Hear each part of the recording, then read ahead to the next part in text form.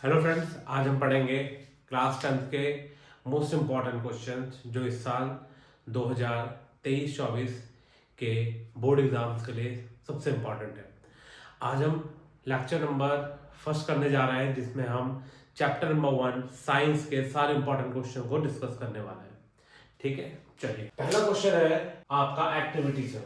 मैं साइड में सारे क्वेश्चन डाल दूंगा, आप देखते रहना। ठीक है, क्वेश्चन है एक्टिविटी 1.1, जिसमें ये दे रखा है कि एक मैग्नीशियम रिबन को बर्न किया जाता है तो क्या क्या चीजें होता है। हम इससे रिलेटेड सारे कॉन्सेप्ट पहले क्लियर कर देंगे।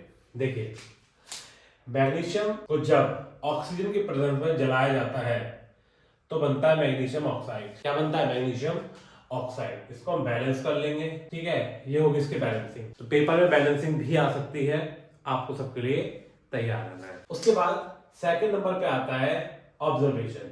जब मैग्नीशियम रिबन को बर्न किया जाता है तो हम क्या क्या चीजों को ऑब्जर्व करते हैं। तो पहला हम ऑब्जर्व करते हैं कि जो मैग्नीशियम रिबन को बर्न किया जाता है तो वो डैजलिंग फ्लेम के साथ जलता है। तो क्या पढ़ा हमने? Burn with dazzling flame. ठीक है, किसके साथ? Dazzling flame. डैजलिंग फ्लेम का मतलब है बहुत तेज रोशनी के साथ जलता है। और दूसरे नंबर पे हमको मिलता है powder of magnesium oxide that is basic in nature. जो नेचर में कैसा होता है? बेसिक होता है। कैसे पता हमको? क्योंकि जब हम मैग्नीशियम ऑक्साइड को पानी में डालेंगे तो हमें मिलेगा क्या? हमें मिलेगा एक बेस, मैग्नीशियम हाइड्रोक्साइड। और हमने पढ़ा भी है जो मेटल्स होते हैं उनके ऑक्साइड हमेशा बेसिक होते हैं। ठीक है, तो ये प्रूफ करने का क्वेश्चन भी आ सकता है कि आपको कैसे पता कि इसका नेचर क्या होगा। तो आप क्या करेंगे? आप इसको पानी के साथ रिएक्शन करके दिखा देंगे, और जो पानी के साथ रिएक्शन आएगी उसमें हमारा बनेगा मैग्नीशियम हाइड्रोक्साइड। और मैग्नीशियम हाइड्रोक्साइड क्या करेगा? ये टर्न करेगा रेड लिटमस टू ब्लू। ये रेड लिटमस को किस में कन्वर्ट करेगा? ब्लू में कन्वर्ट कर देगा। ठीक है, चलिए आगे। ये तो हुआ ऑब्जर्वेशन। एक क्वेश्चन मैग्नीशियम से और आता है कि we need to rub surface of magnesium ribbon. Why? हम क्या करते हैं? हम रब करते हैं, घिसते हैं जलाने से पहले मैग्नीशियम की रिबन को। ऐसा हम क्यों करते हैं? ऐसा हम इसलिए करते हैं क्योंकि मैग्नीशियम क्या चढ़ा देगा? अपने ऊपर मैग्नीशियम ऑक्साइड की एक लेयर चढ़ा देगा। ठीक है, तो magnesium form a layer over it and this oxide layer prevent burning of magnesium. और ये क्या करेगा? मैग्नीशियम को बर्न करने में दिक्कत पैदा करेगा। इस तरह से हमने क्या देखा? इस तरह से हमने देखा मैग्नीशियम से मिलने वाले सारे क्वेश्चन क्या क्या आ सकते हैं एक्टिविटी 1.1 से। एक्टिविटी 1.2 में इन्होंने क्वेश्चन दिया है कि अगर हम लेड नाइट्रेट की रिएक्शन कर दें पोटेशियम आयोडाइड के साथ तो हमें क्या मिलेगा। ठीक है, तो एक्टिविटी 1.2, तो एक्टिविटी 1.2 में हमें दो चीजें लेनी है। पहला है लेड नाइट्रेट PbNO3 का होल ट्वाइस, और साथ में पोटेशियम आयोडाइड। और साथ में क्या लेना है? Potassium iodide. और फिर बताना है कि इन दोनों ने रिएक्शन करके क्या बनाया और आपकी ऑब्जर्वेशन क्या है। ठीक, तो इनकी रिएक्शन के बाद ये करेगा इससे रिएक्ट, PbI2 प्लस पोटेशियम करेगा रिएक्शन किसके साथ? KNO3 के साथ। तो ये बन जाएगा KNO3 प्लस PbI2। ठीक, इसको बैलेंस करेंगे तो बैलेंस कर देते हैं इसको। Pb का यहाँ पे कितने हैं? 1, यहाँ पे भी 1, NO3 का 2, यहाँ पे आ जाएगा 2। ठीक है, ओके। इसके अलावा यहाँ पे भी 2। तो चेक कर लो, NO3 के डबल NO3 का डबल हो गया PbI2। ठीक है, ये होगी हमारी रिएक्शन। अब क्वेश्चन पूछेगा ऑब्जर्वेशन कि बताइए ऑब्जर्वेशन क्या है। तो ऑब्जर्वेशन में हमें पहले लिखना है कि डबल डिस्प्लेसमेंट रिएक्शन होगी। क्या है? डबल डिस्प्लेसमेंट रिएक्शन, या इसको बोल सकते हैं प्रेसिपिटेशन रिएक्शन, क्या बोल सकते हैं, प्रेसिपिटेशन रिएक्शन। और प्रेसिपिटेशन रिएक्शन में हमें क्या मिल रहा है, हमें PbI2 नाम का एक कंपाउंड मिलेगा जो होगा येलो PPT। क्या होगा, येलो PPT। मतलब जो PbI2 यहां पे बना है वो हमें येलो कलर का दिखाई देगा।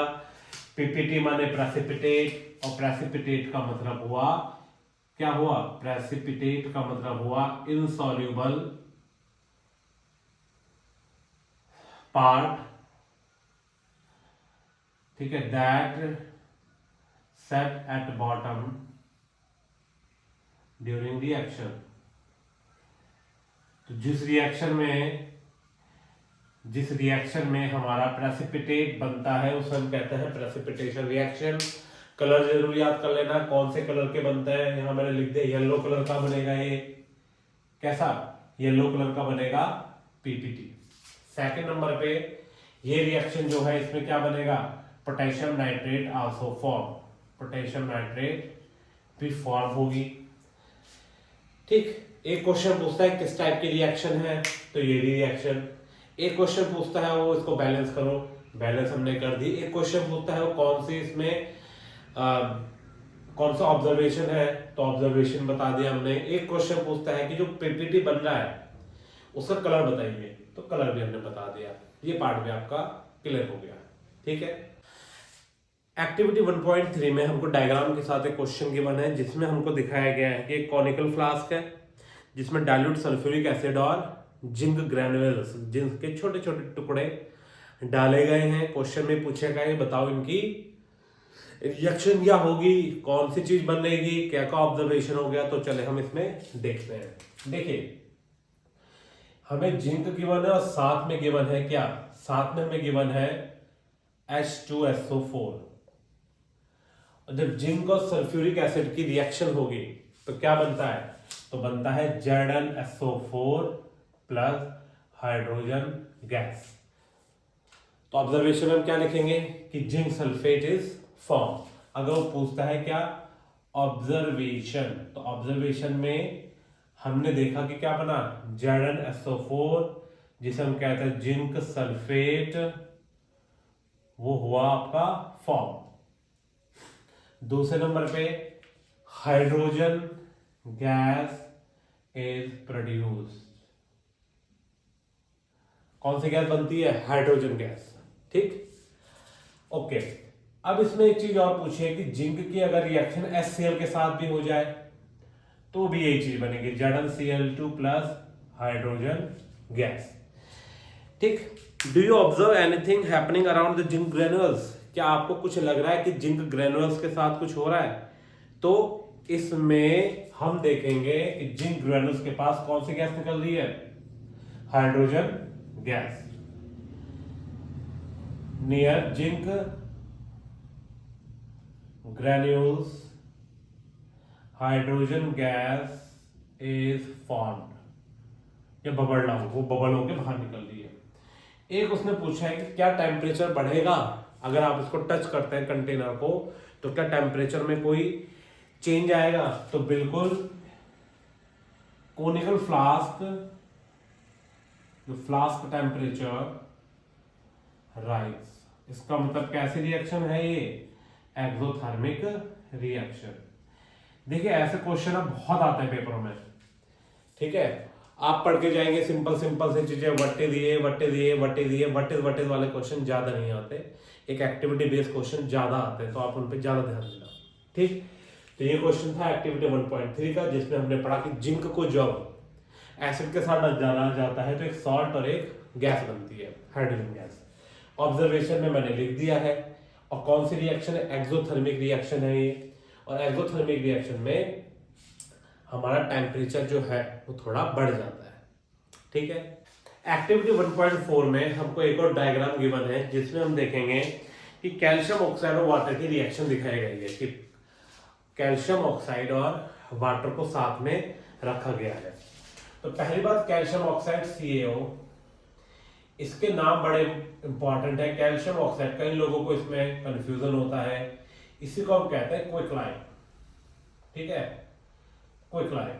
और जब इसके साथ पानी को ऐड कर दिया जाएगा तो बनता है हमारा CaOH का होल ट्वाइस, मतलब कैल्शियम हाइड्रोक्साइड। और कैल्शियम हाइड्रोक्साइड का एक और नाम है स्लेग्ड लाइम।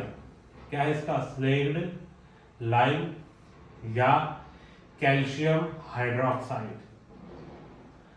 अब देखो क्वेश्चन पेपर में आपको यहीं पे थोड़ा सा वो आगे बढ़ सकता है। इसे क्वेश्चन में पूछेगा इसका नेचर क्या है, तो इसका नेचर क्या होगा? देखो इसका नेचर होगा बेसिक, क्योंकि क्या है, ये मेटल ऑक्साइड है। क्या है ये? मेटल ऑक्साइड है। तो बेसिक नेचर का मतलब क्या करेगा ये? बेसिक नेचर का मतलब ये हुआ कि ये आपके रेड लिटमस को कन्वर्ट कर देगा ब्लू में, ठीक है। तो ये क्वेश्चन भी आ सकता है इसमें। तो एक क्वेश्चन आ गया कि कैसी रिएक्शन है, तो ये इट इज एक्सोथर्मिक रिएक्शन। कैसी रिएक्शन है? एक्सोथर्मिक रिएक्शन है। कैसी रिएक्शन है? एक्सोथर्मिक रिएक्शन है, क्योंकि इसमें टेम्परेचर बढ़ता है, ठीक।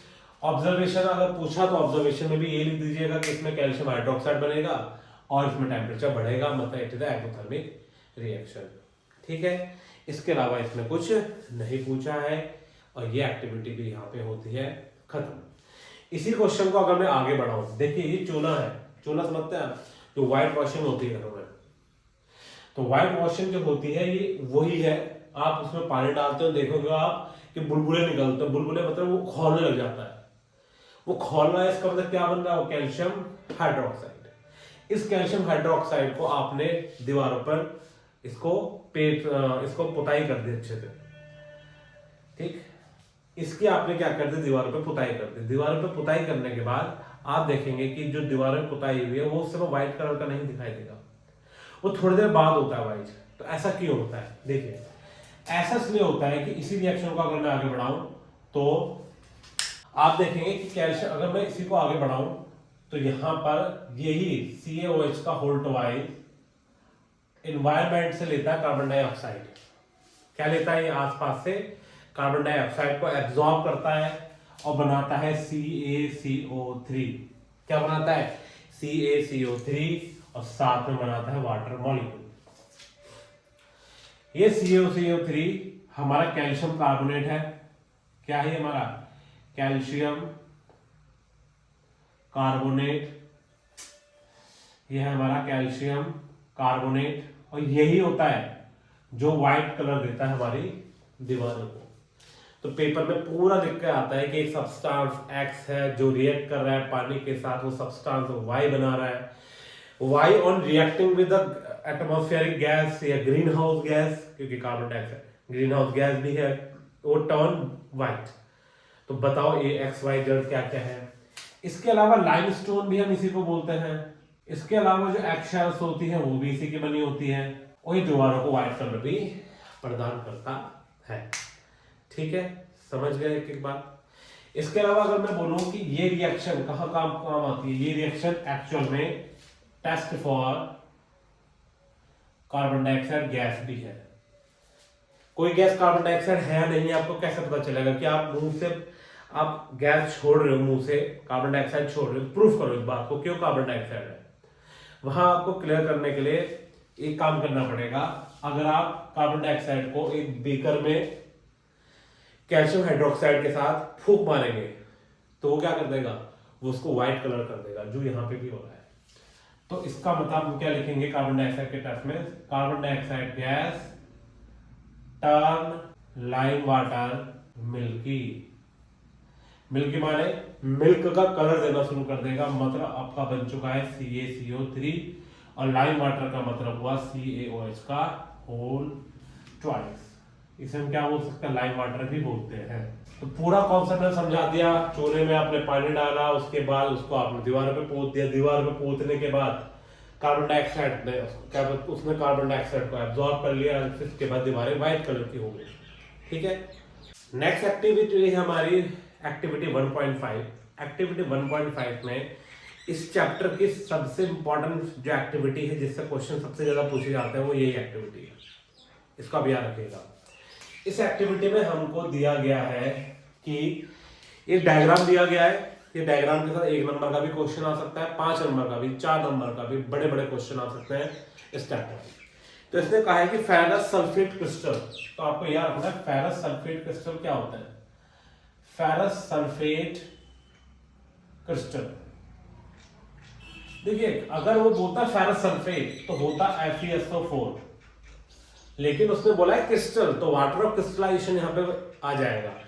तो 0.7.7H2O वाटर ऑफ क्रिस्टलाइजेशन। इसको आपने पहले हीट किया, आपका बनेगा FeSO4 प्लस 7H2O, मतलब वाटर ऑफ क्रिस्टलाइजेशन हो गया अलग, वाटर मॉलिक्यूल जो थे वो हो गए अलग। ठीक है, ओके। अब ये जो बना आपका, ये होता है ग्रीनिश कलर का। किस कलर का होता है? Green colour. और यहां हो जाएगा green colour fade away. Fade away का मतलब आपको पता ही है, धीरे धीरे कलर क्या हो जाएगा? फेड अवे हो जाएगा, कम होता चला जाएगा, क्योंकि वाटर ऑफ क्रिस्टलाइजेशन यहां से चेंज हो गया। फिर आपने और फर्दर हीटिंग करी जब, तो आपको मिला Fe2O3 plus SO2 plus SO3, मतलब आपको मिला ferrous sulphate, ferric oxide. Ferrous sulphate से आपको मिला फेरिक ऑक्साइड, और आपको मिले सल्फर डाइऑक्साइड और सल्फर ट्राइऑक्साइड। यह है सल्फर डाइऑक्साइड और यह है सल्फर ट्राइऑक्साइड। ठीक है, अभी मैं इसको बताऊंगा कि क्या डिफरेंस होता है फेरस और फेरिक में, फेरस और फेरिस में डिफरेंस का। पहले उससे पहले हम आगे बढ़ते हैं, क्वेश्चन पे आते हैं। अभी पूछेगा ऑब्जर्वेशन बताओ। तो ऑब्जर्वेशन, जब हम फेरस सल्फेट को हीट करते हैं, सबसे पहले ग्रीन कलर जो होता है वो फेड अवे हो जाता है। फेड अवे, फेड अवे माने वो खत्म हो गया ग्रीन कलर, क्योंकि वाटर ऑफ क्रिस्टलाइजेशन अलग हो गया। सेकेंड, ऑन फर्दर हीटिंग, अगर हम इसको और हीट करते हैं तो हमें मिलेगा फेरिक ऑक्साइड फॉर्म। तीसरा, smell of burning sulphur is observe. Smell आएगी किसकी? जलते हुए सल्फर की बदबू आएगी बड़ी। ठीक है, वो जो बदबू आएगी वो इसका मतलब सल्फर जल रहा है, मतलब हमारा SO2 SO3 बन चुका है। ठीक है, ओके। यहाँ पे जो कलर, यहाँ पे जो फेरिक ऑक्साइड होगा उसका कलर क्या होता है? उसका कलर होता है ब्राउनिश। कैसा कलर होता है इसका? ब्राउनिश। तो ग्रीन कलर फेड अवे, ये कौन सी रिएक्शन की बात हो रही है? इस वाले की। फर्दर हीटिंग में फेरिक ऑक्साइड फॉर्म, जिसका कलर क्या होता है? ब्राउनिश। कैसा होगा? ब्राउनिश कलर का होगा। ठीक है, और smell of burning sulphur is observe. फिर एक क्वेश्चन पूछता है टाइप ऑफ रिएक्शन, कि कौन से टाइप की रिएक्शन है। तो हमें पता है यह है थर्मल डिकम्पोजिशन रिएक्शन। कौन सी? Thermal decomposition reaction. क्या है ये? थर्मल डिकम्पोजिशन रिएक्शन, मतलब ऐसी रिएक्शन जिसमें थर्मल देने पर, टेम्परेचर देने पर, हीट देने पर ये टूट जा रहा है अपने कंस्टिट्यूएंट्स में। ठीक है, one of the most important question इस साल के लिए, पिछले साल भी शायद आया था, और ये आएगा आपके प्री बोर्ड में आएगा, और आपको डिफरेंट डिफरेंट सैंपल पेपर वगैरह आप सॉल्व कर रहे होंगे, उनमें आपको देखने को मिलेगा। मैं बात कर रहा था फेरिक और फेरस की। देखिए, फेरस माने होता है Fe+2 और फेरिक माने होता है Fe3+। आयरन की 2 वैलेंसी होती है, और भी होती है, पर अभी हम 2 के बारे में पढ़ रहे हैं। आयरन की जो वैलेंसी होती है, जब उसकी वैलेंसी +2 होती है उसको हम फेरस बोलते हैं, और जब उसकी वैलेंसी +3 होती है हम उसे फेरिक बोलते हैं। इसको नोट डाउन कर लेना।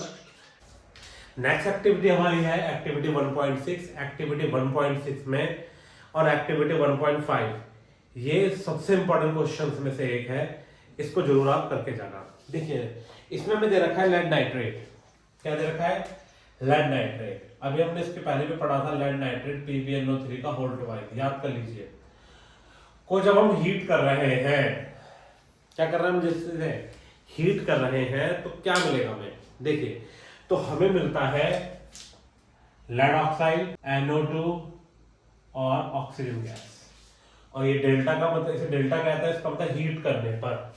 और आपको समझ में आ गया होगा इसका मतलब कौन से टाइप की रिएक्शन है, थर्मल डिकम्पोजिशन रिएक्शन। पहले नंबर पे आता है क्वेश्चन, इसको बैलेंस करो, ठीक है। तो आप इसको बैलेंस कर लोगे, ये 2 हो जाएगा, ये 4 हो जाएगा और ये भी 2 हो जाएगा। इसके बाद हम पढ़ेंगे ऑब्जर्वेशन में, बैलेंसिंग में इसके बाद पढ़ेंगे ऑब्जर्वेशन। तो हमें क्या क्या ऑब्जर्व हुआ जब हमने ये किया। तो सबसे पहले हमें येलो कलर का पीपीटी, जिसका नाम है लेड ऑक्साइड, फॉर्म होते हुए दिखा।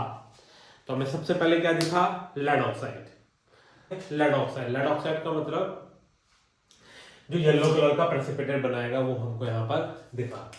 सेकंड नंबर पे brown fumes of nitrogen dioxide is produced, मतलब या ऑब्जर्व ब्राउन कलर की हमें NO2 की गैस यहां पर दिखाई दी। इसका मतलब ये दोनों हमारे हो गए ऑब्जर्वेशन। अब आएगा टाइप ऑफ रिएक्शन। देखो इसी टाइप से क्वेश्चन आते हैं। टाइप ऑफ रिएक्शन का मतलब है कि ये कौन से टाइप की रिएक्शन हुई, थर्मल डिकम्पोजिशन रिएक्शन। कैसी रिएक्शन है, thermal decomposition reaction, thermal decomposition reaction है, ठीक है। तो क्या क्या आता है पेपर में, एक नंबर का में आ सकता है कि ये इसका कलर बताइए आप, दूसरे नंबर में आ सकता है जो ब्राउन कलर की गैस आई है उसका नाम बताइए आप, ठीक। Observation, balancing must to do question है, करना ही पड़ेगा आपको यार, वरना पेपर में ये आने के चांसेस बहुत ज्यादा है, नहीं करोगे तो बहुत पछताओगे। उसके बाद ऑब्जर्वेशन आ गया, कौन सी रिएक्शन है, 3 नंबर का क्वेश्चन बिल्कुल सही है ये, ठीक है। ओके, एक्टिविटी 1.7 बहुत पहले से क्वेश्चन इंपॉर्टेंट है क्योंकि काफी टाइम से क्वेश्चन पेपरों में आती है, ठीक है। तो क्या है इस क्वेश्चन में, देखिए इसमें पूछा गया है कि अगर हम पानी को इलेक्ट्रोलाइसिस कर दें, उसको इलेक्ट्रोलाइटिक डिकम्पोजिशन कर लें, मतलब इलेक्ट्रिसिटी देकर उसको तोड़ दें, तो क्या क्या देखने को मिलेगा, क्या क्या होगा, चलो देखते हैं। तो वाटर H2O को इलेक्ट्रिसिटी देने पर, हमने पढ़ा होगा कि इलेक्ट्रिसिटी, हीट और सनलाइट के थ्रू हम चीजों को तोड़ सकते हैं। तो इलेक्ट्रिसिटी देने पर ये हाइड्रोजन अलग और ऑक्सीजन गैस अलग हो जाता है। इस रिएक्शन को क्या बोलते हैं, ये कौन से टाइप की रिएक्शन है, ये है आपकी इलेक्ट्रोलाइटिक डिकम्पोजिशन। 3 टॉपिक हमने से पहले जो पढ़े, 2 टॉपिक डिकम्पोजिशन, ठीक है। उसमें हमने दोनों में पढ़ा था हीट देने पर, टेम्परेचर के थ्रू हम क्या कर रहे हैं, तोड़ रहे हैं चीजों को, तो होता है थर्मल डिकम्पोजिशन। यहां पर इलेक्ट्रिसिटी की मदद से तोड़ रहे हैं, इसलिए इसका नाम है इलेक्ट्रोलाइटिक डिकम्पोजिशन, ठीक। ओके, अब जो नेक्स्ट टॉपिक है, नोट करने वाली बातें हैं। तो इसमें पूछेगा कि आपको 2 इलेक्ट्रोड दे रखे हैं, कैथोड और एक दे रखा है एनोड। कौन सी गैस कैथोड पे जाएगी, कौन सी गैस एनोड पे जाएगी। कैथोड पे क्या होगा, कैथोड पे hydrogen gas receive electron and deposit and collect near it. Cathode पे हमको मिलेगी हाइड्रोजन गैस। हाइड्रोजन गैस क्या करेगी, इलेक्ट्रॉन को रिसीव करेगी। हाइड्रोजन गैस क्या करेगी, इलेक्ट्रॉन को रिसीव करेगी। इलेक्ट्रॉन कहां से आया, कैथोड जो होता है वो नेगेटिव टर्मिनल से जुड़ता है, ठीक है। तो इसकी वजह से क्या होगा, वो इलेक्ट्रॉन उसके पास होंगे, इलेक्ट्रॉन होने की वजह से हाइड्रोजन उससे चिपक जाएगा। एनोड पर क्या होगा, ऑक्सीजन गैस लिबरेट इलेक्ट्रॉन्स, ठीक है, एंड कलेक्टेड नियर एनोड। तो कहने का मतलब है कि जो एनोड है, एनोड पर हमें क्या मिलेगा, ऑक्सीजन गैस, कैथोड पे क्या मिलेगी, हाइड्रोजन गैस। क्यों ऐसा होगा, क्योंकि कैथोड क्या करेगा, इलेक्ट्रॉन देगा हाइड्रोजन को, हाइड्रोजन इलेक्ट्रॉन लेकर वहां पे इकट्ठा हो जाएगा। ऑक्सीजन, आपको पता है ऑक्सीजन माइनस में होता है उसका चार्ज, ऑक्सीजन की वैलेंसी होती है -2 होती है, तो 2 इलेक्ट्रॉन देकर किसको देकर, एनोड को देकर अपने आप को यहां पर इकट्ठा करवा लेगा, वो वहां पे हमको मिलेगा। कहां पे मिलेगा, एनोड के पास। तीसरी पॉइंट इसमें इंपॉर्टेंट है, जो अमाउंट ऑफ हाइड्रोजन गैस है, amount of hydrogen gas is double that of oxygen. Oxygen से हमें डबल मिलेगी हाइड्रोजन गैस। जिस जगह पे ऑक्सीजन कलेक्ट होगी, जिस जगह पे हाइड्रोजन कलेक्ट होगी, बाद में हम देखेंगे हाइड्रोजन का वॉल्यूम ज्यादा है, हाइड्रोजन ज्यादा निकली है। क्यों, देखिए, क्योंकि पानी के एक मॉलिक्यूल में 2 हाइड्रोजन के एटम है और एक क्या है, ऑक्सीजन का एटम है। तो हम लिख देंगे बिकॉज या as 1 molecule of hydrogen, hydrogen नहीं water, there is 2 atoms of hydrogen and 1 atom of, तो इसकी वजह से जो कंसंट्रेशन होगा हाइड्रोजन गैस का वो ज्यादा होगा, डबल होगा ऑक्सीजन से, क्योंकि पानी के मॉलिक्यूल का जो फार्मूला है H2O, वहां पे हाइड्रोजन के 2 मॉलिक्यूल, 2 एटम्स है, ऑक्सीजन का 1 एटम है, तो हमें गैस भी हाइड्रोजन डबल मिलेगी। ठीक है। एक्टिविटी 1.8 एक और इंपॉर्टेंट क्वेश्चन इस चैप्टर का, जिसमें आपको डायग्राम दे रखा है कि सूरज की किरणें आ रही हैं एक चाइना डिश पर, एक बर्तन पर, और उसके अंदर कुछ सब्सटेंस रखा है, तो पूछा है कि क्या होगा। तो देखिए सब्सटेंस क्या है, सब्सटेंस है AgCl, मतलब सिल्वर क्लोराइड। ठीक है, सिल्वर क्लोराइड। तो सिल्वर क्लोराइड को जब सनलाइट पर रखा जाता है, किस पर रखा जाता है, सनलाइट पर, तो हमें दिखेगा कि सिल्वर अलग हो गया और क्लोरीन गैस अलग हो गई, क्लोरीन गैस की स्मेल आ जाएगी हमें।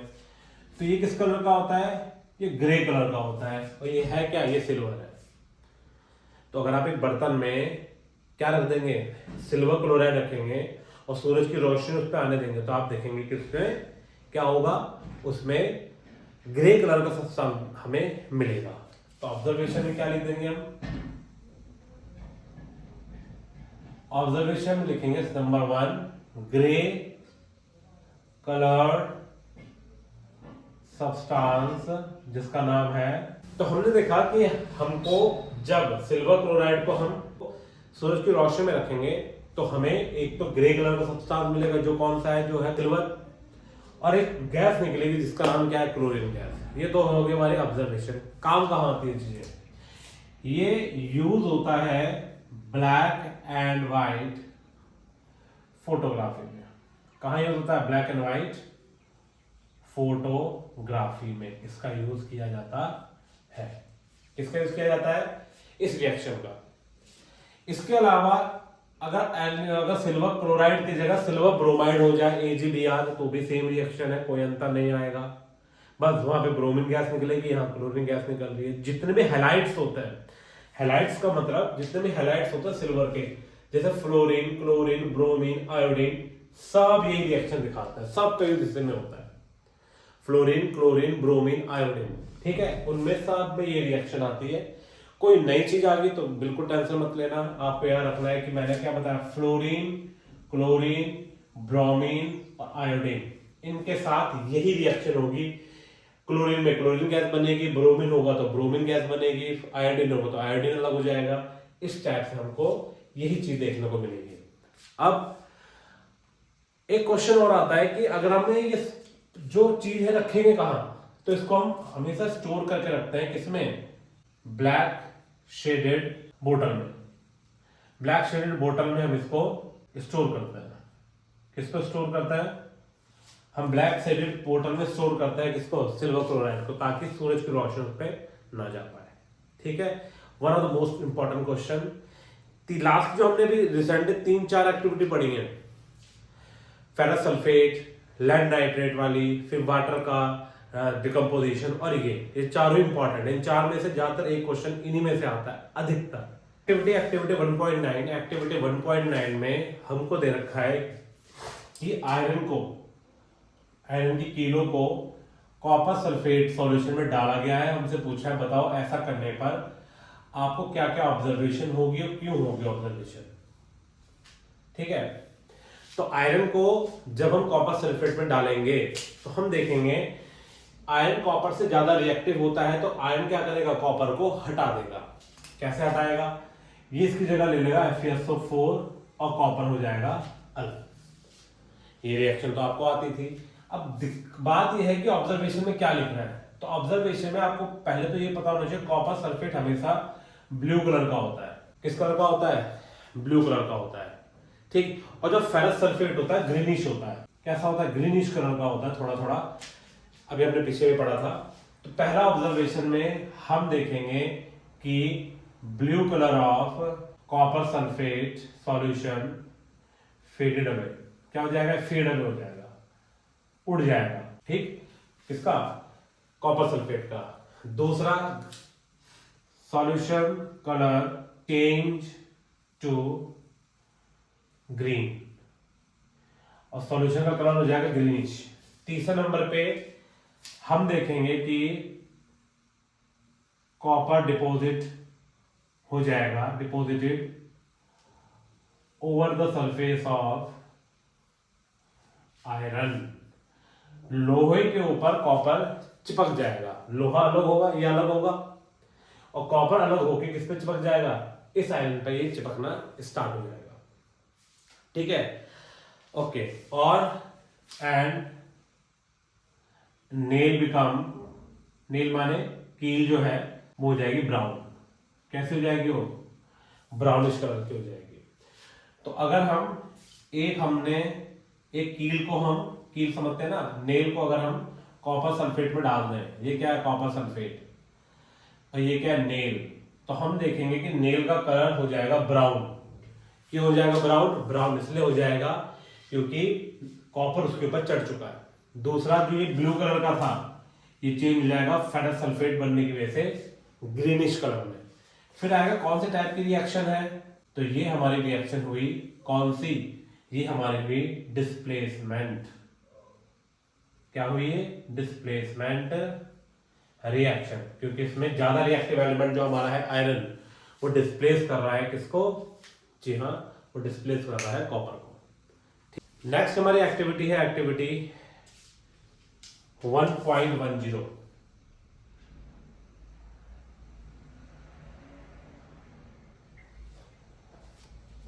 नेक्स्ट एक्टिविटी हमारी एक्टिविटी 1.10।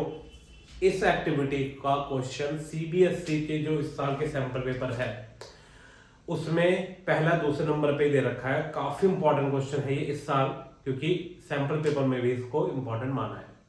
हमें दे रखा है बेरियम क्लोराइड और सोडियम सल्फेट को रिएक्ट करने को हमें बोला गया है। सोडियम सल्फेट Na2SO4, फिर उसके बाद बेरियम क्लोराइड BaCl2, और रिएक्शन के बाद ये बनेगा क्या, डबल डिस्प्लेसमेंट रिएक्शन आपको समझ में आ गया होगा। Na के साथ Cl, ये हो जाएगा NaCl प्लस BaSO4। ये सॉल्ट, इसको आपको बैलेंस भी करना है। जिस रिएक्शन को मैंने बैलेंस नहीं किया है आप उसको बैलेंस करके जाना, ठीक है, क्योंकि बैलेंसिंग का भी एक नंबर का क्वेश्चन आता है। तो इसको भी बैलेंस कर लो, तो ये हो जाएगा बैलेंस। पहले पूछेगा वो रिएक्शन का टाइप बताओ कि कौन सी रिएक्शन है, तुम बताओगे कि ये है हमारी double displacement reaction, double displacement reaction. ये पूछेगा ऑब्जर्वेशन बताओ कि आपको ऐसे रिएक्शन के बाद ऑब्जर्वेशन क्या हुआ।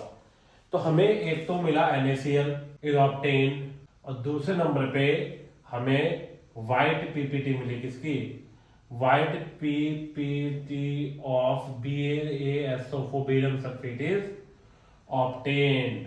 हमें क्या मिले, हमें मिला बेरियम सल्फेट का व्हाइट पीपीटी। तो इजी क्वेश्चन है, आपको बस कलर याद रखना है। इसका कलर व्हाइट है, PbO का येलो था, PbI2 का भी येलो था, जो हमने पहले करे थे, ठीक है। और ये रिएक्शन यहाँ पे पूरी होती है, ठीक। एक नंबर बैलेंसिंग का, तो बैलेंसिंग भी कर लेना इसको, वो मैंने कर ही दी है। तो तीन क्वेश्चन हर पार्ट से बन सकता है, आपको भी एक क्वेश्चन आपसे पूछ सकता है, अगर उसको एक नंबर से पूछना होगा तो भी। और डायग्राम देख के हमें डर जाते हैं हम, क्योंकि हम तो एनसीईआरटी के पीछे के पढ़ के गए थे, एनसीईआरटी के अंदर के हम पढ़ के गए थे, लेकिन हमने तो एक्टिविटी पढ़ी नहीं। तो केमिस्ट्री में एक्टिविटी बड़ी इंपॉर्टेंट होती है, क्योंकि आपको वो एज इट इज आ जाएगी, आपसे भी क्वेश्चन होंगे और आपको कम से कम एक बार तो उसको पढ़ना ही है। नेक्स्ट एक्टिविटी हमारी एक्टिविटी 1.11। इसमें हमें कॉपर चाइना डिश में कॉपर पाउडर दे रखा है और इसको हीट कर रहा है, पूछेगा बताओ क्या बना। तो कॉपर पाउडर माने कॉपर ऑक्सीजन की प्रेजेंस में ही किसी चीज का कंबशन होता है और बनेगा CuO। तो क्वेश्चन ये है कि जो CuO बन रहा है कि ये कौन से कलर का है, इसलिए क्वेश्चन इंपॉर्टेंट है। तो इसका कलर होगा ब्लैक, और जिसकी वजह से क्वेश्चन पूछा गया है ये किस कलर का होगा, ब्लैक कलर का होगा, कॉपर ऑक्साइड। ठीक है, तो हमें जो चीज ब्लैक मिली वो क्या मिला, कॉपर ऑक्साइड। अच्छा, इसी में वो पूछ लेगा बताओ रिड्यूस सब्सटेंस कौन सा है, कौन सा रिड्यूस सब्सटेंस कौन सा है और ऑक्सीडाइज्ड सब्सटेंस कौन सा है। तो अगर आपको रिडॉक्स रिएक्शन आपने नहीं पढ़ी तो आपको एक चीज याद रखना है कि जो ऑक्सीजन गेन करेगा, कॉपर ने यहां पे ऑक्सीजन गेन करी तो कॉपर क्या हो गया, ऑक्सीडाइज्ड सब्सटेंस कॉपर। दूसरा रिड्यूस सब्सटेंस, ठीक है, जिसके ऑक्सीजन के आयंस इलेक्ट्रॉन कम हो गए। देखो ये टॉपिक अपने आप में थोड़ा कॉम्प्लिकेटेड तो नहीं कहूंगा, लेकिन इसमें इलेक्ट्रॉन की गेनिंग और शेयरिंग हो रही है। जैसे पढ़ लो, ऑक्सीडाइजिंग एजेंट क्या होगा, कॉपर, और जो बचा वो क्या होगा, रिड्यूस सब्सटेंस। और जो रिड्यूस सब्सटेंस होता है वही क्या होता है, ऑक्सीडाइजिंग एजेंट। वही क्या होता है, ऑक्सीडाइजिंग एजेंट। और ये क्या बचा, रिड्यूसिंग एजेंट। रिड्यूसिंग एजेंट यही होगा हमारे पास। इजी तरीके से अगर मैं बताऊं तो जिस पे भी आपको ऑक्सीजन दिख जाए रिएक्शन में, जिसके पास भी आपको ऑक्सीजन दिख जाए प्रोडक्ट रिएक्टेंट के साइड, किस साइड की बात हो रही है, रिएक्टेंट के साइड, इस साइड रिएक्टेंट की साइड में अगर आपको क्या मिल गया, ऑक्सीजन मिल गया, तो वो पक्का ऑक्सीडाइजिंग एजेंट ही है जिसका काम है ऑक्सीजन देना। और जो ऑक्सीडाइजिंग एजेंट होता है वो हमेशा क्या होता है, रिड्यूस सब्सटेंस होता है। क्या होता है वो, रिड्यूस सब्सटेंस होता है। ऐसे हमने एक रिएक्शन पढ़ी थी मैग्नीशियम ऑक्साइड की, मैग्नीशियम को जलाया था हमने ऑक्सीजन के प्रेजेंस में, ये बन गया था MgO। तो पूछेगा बताओ कौन सा सब्सटेंस रिड्यूस हुआ है, तो देखो ये इसको ऑक्सीजन मिल गई है तो ये ऑक्सीडाइज्ड सब्सटेंस हो गया। क्या हो गया, ऑक्सीडाइज्ड सब्सटेंस। और ऑक्सीडाइज्ड सब्सटेंस क्या होता है, reducing agent. On the other hand oxygen यहीं पर है, ये ऑक्सीडाइजिंग एजेंट होगा। और जो ऑक्सीडाइजिंग एजेंट होता है वो क्या होता है, रिड्यूस्ड सब्सटेंस। क्या होता है वो, रिड्यूस्ड सब्सटेंस। तो पहली बात, सारे आंसर आते हैं रिएक्टेंट के साइड से, आपको ये दिमाग में बिठाना है, इधर तो सोचना है नहीं, 50% रिएक्शन हो जाएगी छोटी। फिर देखना ऑक्सीजन किसके पास है, जिसके पास ऑक्सीजन होगा वही होगा हमारा ऑक्सीडाइजिंग एजेंट। और जो ऑक्सीडाइजिंग एजेंट होता है वो क्या होगा, रिड्यूस सब्सटेंस भी वही होता है। ठीक है, क्वेश्चन है हमारे पास, हमें रिएक्शन दी हुई है, हमें रिएक्शन,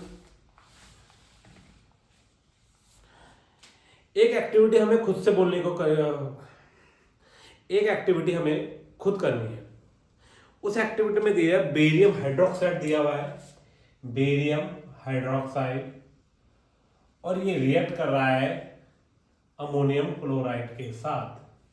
क्या कर रहा है ये, अमोनियम क्लोराइड के साथ रिएक्शन कर रहा है। तो पूछेगा ऑब्जर्वेशन बताओ, तो आपको क्या ऑब्जर्वेशन मिली, देखो। तो पहली बात तो रिएक्शन ही पूरी कर लो, ये बनेगा BaCl2 plus NH3 plus H2। ठीक है, क्या बना, BaCl2 barium chloride, ammonia, NH3 माने अमोनिया और वाटर।